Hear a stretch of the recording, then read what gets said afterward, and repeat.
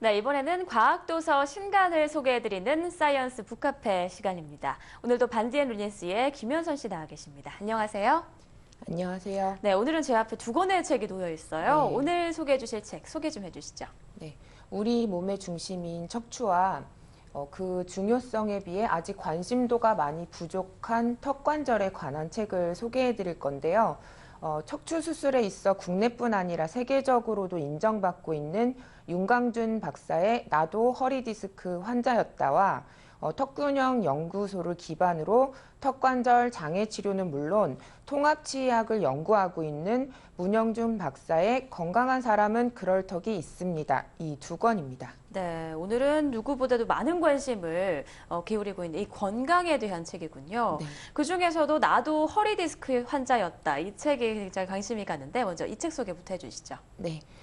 일반적으로 척추 질환은 노년층에서 많이 발생하는데요.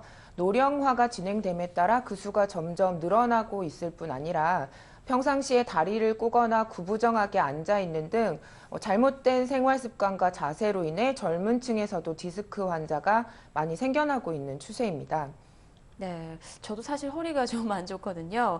요즘에 정말 이 척추 전문 병원이 눈에 많이 띄는 것 같아요. 네, 병원에서 저마다의 치료법을 강조하며 경쟁을 벌이고 있는 상황인데요. 이로 인해 비수술적 치료가 좋다, 또 허리를 고치러 갔다가 골병 들었다, 어느 병원은 무조건 수술부터 권하더라, 병원과 치료법에 대한 소문도 무성하고 인터넷에 떠도는 정보 또한 넘쳐나고 있어 치료가 절실한 환자들에게 오히려 혼란을 가중시키는 측면이 있다고 합니다. 네, 그런데 저자 또한 이 디스크로 고생한 경험이 있다고 하니까 아무래도 이렇게 책을 읽으시는 분들에게 많은 도움을 줄 수 있겠네요. 네, 저자는 그 교통사고로 인해 허리 디스크에 중등도 정도의 이상이 생겼다고 합니다.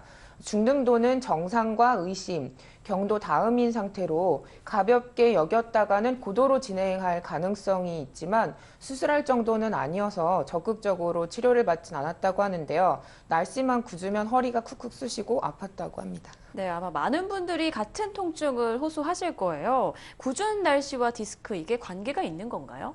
네, 있습니다. 날이 흐리면 허리가 아픈 이유는 날씨가 흐리면서 저기압이 되고 또 기압이 떨어지면서 허리의 근육이 이완되어 척추나 디스크 등의 구조물을 제대로 조이며 받쳐주지 못하기 때문에 척추나 디스크가 신경을 더 많이 자극해서 통증이 심해지는 것이라고 합니다. 네, 이게 기압과 관련이 있는 거군요. 그러면 궂은 날씨로 인한 통증은 날이 개면 괜찮아진다고 하던데 그럼 그 상태로 그대로 놔둬도 되는 건가요? 기본적으로 평소에 좀 노력을 하셔야 되는데요. 날씨와 상관없이 스트레칭과 근력 강화 운동을 열심히 하면서 관리를 잘 하시면 됩니다. 근데 저자의 경우에는 디스크의 중등도 이상과 신체 노화로 인한 퇴행이 함께 진행되면서 증상이 악화되었고 근력 강화 및 주사 치료 등 비수술적 치료로는 한계가 있어 인공 디스크 수술을 받게 되었다고 합니다. 수술 이후 현재는 축구나 골프 등의 운동도 할 수 있을 정도가 되었다고 하고요. 네, 그렇다면 비수술적 치료와 수술적 치료 어떤 차이가 있습니까? 네, 비수술적인 방법은 좁아지거나 튀어나온 디스크를 기능적으로 회복시켜 주는 것이고요. 수술적인 방법은 그 구조를 개선시켜 좁아진 곳은 넓히고 또 튀어나온 곳은 제거시켜 주는 것입니다. 구조적인 변화가 조금만 생긴 경우에는 진통제와 일부의 약으로 도움을 받을 수 있지만 많이 변형된 경우에는 수술적 방법이 불가피하다고 합니다. 네, 그럼 이 책에 그 밖에 어떤 정보들이 또 제공되어 있나요? 네, 기본적인 내용인데요. 척추의 개념과 구성, 디스크의 개념과 구조에 대해 설명해 주고 있고요.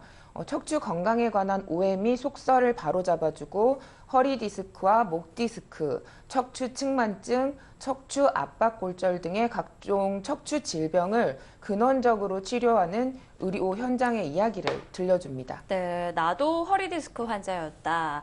아무래도 저자가 허리 디스크를 경험했던 분이라 허리가 안 좋은 분들에게는 정말 실질적인 도움이 될 수 있는 그런 책인 것 같네요. 네. 자, 그럼 다음 책 한번 넘어가 볼까요? 건강한 사람은 그럴 턱이 있습니다. 제목이 참 재밌네요. 네, 이 책의 제목은 그 사람들이 흔히 쓰는 턱 없다 혹은 턱도 없다 이런 표현을 이용해서 이제까지 주목받지 못했던 턱관절의 중요성을 드러내고 있는데요. 네. 저자에 따르면 해부학적으로 별 이상이 없는 환자가 원인 모를 통증에 시달리는 경우 실제로는 턱관절에 장애가 발생한 것이고 턱관절을 치료하면 온몸의 균형을 되찾아 질병의 고통에서 벗어날 수 있다고 합니다. 네, 그러니까 겉으로 아무 이상이 없어 보여도 턱에는 문제가 있을 수 있다 이런 말인 거죠? 네, 이 사실을 모르기 때문에 사람들이 턱에 이상이 있을 수 있다 이런 생각을 하지 못하는 거죠. 그래서 자신이 무슨 병을 앓고 있는지 모르는 턱관절 환자들이 굉장히 많다고 하고요. 네, 그리고 앞서서 턱관절을 치료하면 몸의 균형을 찾을 수 있다라고 말씀해 주셨는데 그건 왜 그런 건가요? 네, 그 턱관절 주변에는 우리 몸에서 가장 중요한 12개의 뇌신경 중 9개가 지나간다고 합니다. 네. 인체의 중추신경계와 밀접하게 연관되어 있는 거죠. 그런데 이 턱관절이 머리뼈 양쪽으로 관절을 이루고 있고, 그래서 미세한 불균형에도 바로 반응을 보인다고 하는데요. 이에 따라 균형이 무너지면 그 주변에 있는 신경을 건드려 뇌에 부정적인 영향을 미칠 뿐 아니라 턱이 움직일 때 운동의 중심축이 되는 제2번 목뼈의 치돌기에도 영향을 끼치고요. 더욱 문제인 것은 이 치돌기가 1번 목뼈와 인대로 연결돼 있고 이게 또 위로는 머리뼈로 또 아래로는 척추뼈와 골반뼈로 이어지면서 몸 전체의 균형을 틀어지게 한다는 점입니다. 네, 턱이 그만큼 우리 몸에 정말 큰 역할을 하고 있는 거군요. 그렇다면 턱관절에 이상이 있다는 것은 어떻게 알 수 있을까요? 네, 책에서 저자는 독자들이 자가 진단할 수 있는 방법을 알려주는데요. 네. 다음, 이를 악무는 습관이 있다. 혹은 잠잘 때 이를 간다. 앞니가 자꾸 벌어진다. 자주 구내염이 생긴다. 이유 없이 음식물 삼키기가 어렵다. 얼굴이 비대칭이거나 최근 몇 년 사이 얼굴형이 변했다. 얼굴에 여드름이나 피부 트러블이 자주 발생한다. 자주 눈물이 나거나 눈이 건조하거나 충혈된다. 눈이 자주 피고 하거나 눈 뒤로 압박감이 느껴진다. 귀울임이 있다. 귀에 염증이 없는데 가끔 통증이 있다. 어지럼증 또는 두통이 있다. 코로 호흡하는 것이 힘들다. 목이나 어깨가 자주 뻐근하고 아프다. 원인 모를 소화장애가 심하다. 생리통 또는 생리불순이 있다. 몸의 중심이 안 맞거나 자세가 바르지 않다. 평소에 잠을 잘 못 이룬다. 항상 가시지 않는 만성 피로가 있다. 신경이 예민하거나 갑자기 화를 잘 낸다.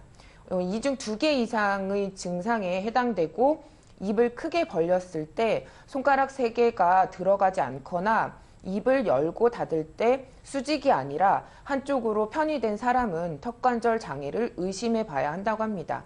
그 외에도 일상생활 중에 잘못된 습관이나 버릇에서 비롯된 턱관절 장애와 증상을 들려주고 있고요. 이를 예방할 수 있는 방법, 스트레칭의 구체적인 예, 올바른 자세와 치료의 메커니즘 등에 대해서도 꼼꼼하게 설명해주고 있습니다. 네, 듣고 보니까 이 턱에 이상이 있다면은 치아, 피부, 장뿐 아니라 여러 군데에 정말 영향을 미치는군요. 오늘 또 새롭게 알았습니다.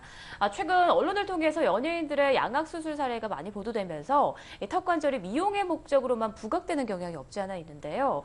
이 책을 통해서 턱이 우리 건강에 얼마나 중요한 역할을 하는지 알 수 있는 기회가 될 것 같습니다. 네, 오늘 말씀 고맙습니다.